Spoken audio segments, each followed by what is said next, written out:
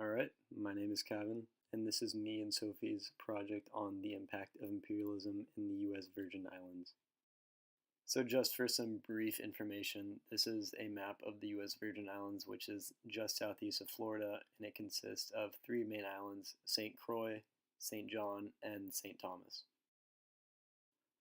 So our first question is, how and why did the U.S. imperialize the U.S. Virgin Islands?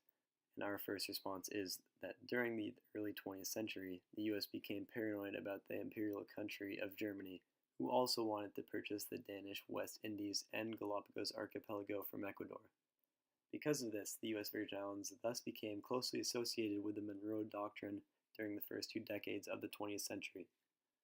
For many Americans, it seemed unquestionable that the US was the only legitimate purchaser of the islands.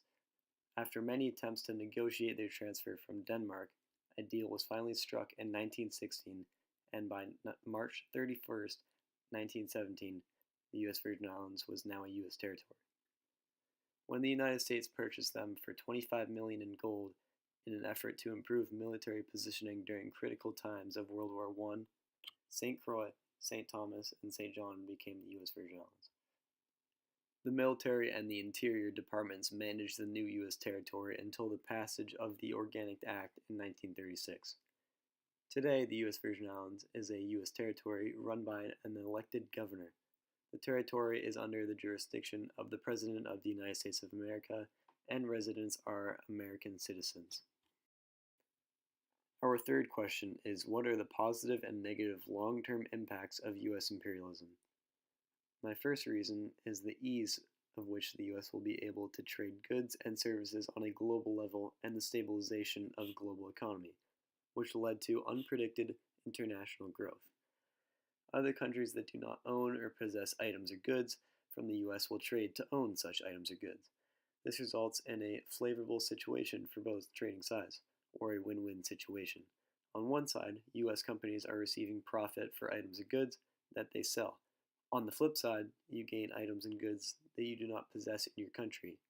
Items and goods can range from food, guns, technology, resources, and so on. Another positive long-term effect of U.S. imperialism is U.S. citizenship. The people's addition into the United States via purchase of land from foreign governments, or though conquest, typically were granted the honor of citizenship. Isolated islands and collections of islands exampled in this world would be the U.S. Virgin Islands, Hawaii, and Puerto Rico. The last positive long-term effect of U.S. imperialism is the end of slavery. The 13th Amendment to the Constitution, ratified on 6th of December 1865, proclaims that neither slavery nor involuntary servitude, except as a punishment for a crime whereof the parties shall have been duly convicted, shall exist within the United States, or any place subject to their jurisdiction. As an example, slavery was still in the mild use in the U.S. Virgin Islands when Denmark ruled the territory. When the United States finalized their purchase, the 13th Amendment was enforced, and the few slaves that were still in servitude were freed accordingly. Albeit slowly this process happened, it was indeed implemented.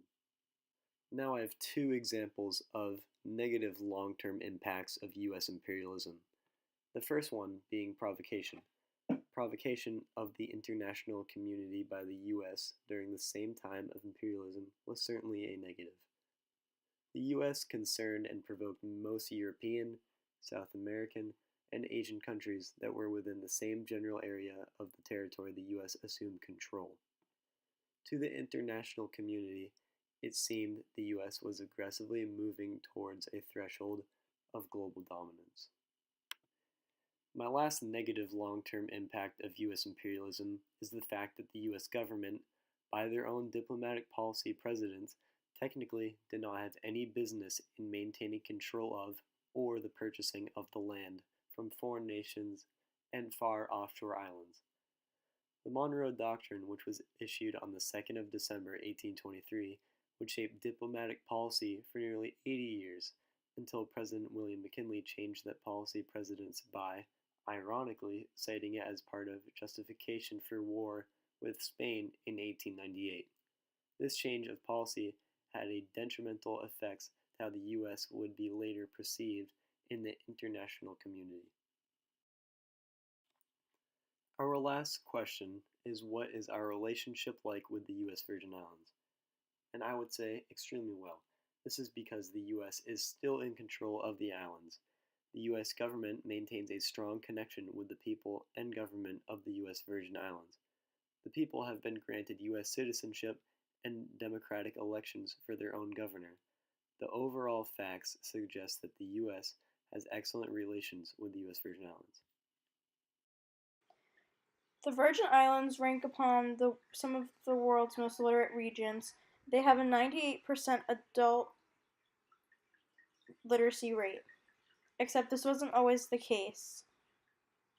The 1990 U.S. Census reported out of 55,639 residents of the Virgin Islands over the age of 25, 14,021, or 25%, held a high school diploma.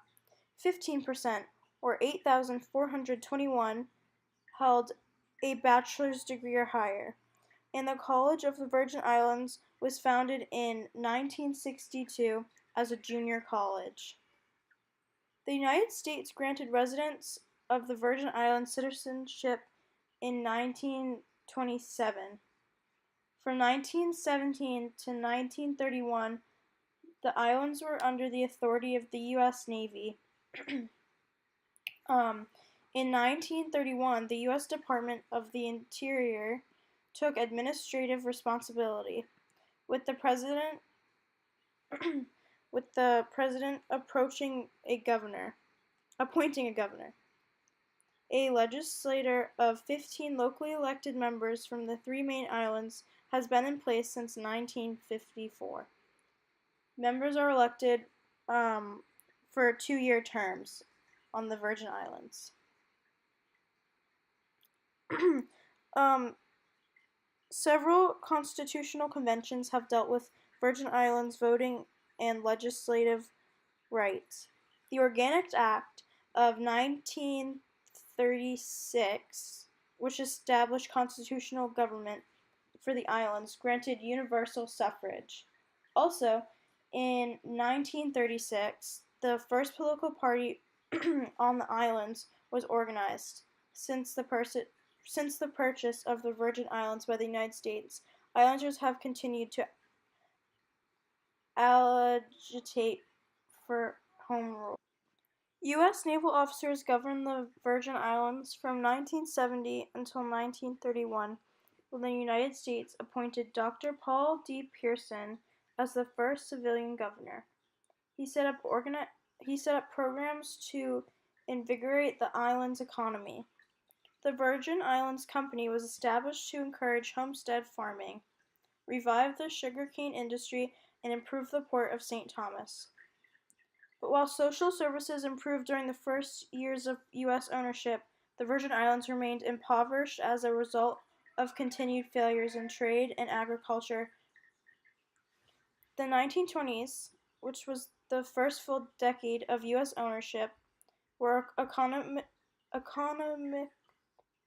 economically depressed years in the Virgin Islands. Lacking a viable economic system following the decline of plantation agriculture and trade, the islands remained impoverished. The U.S.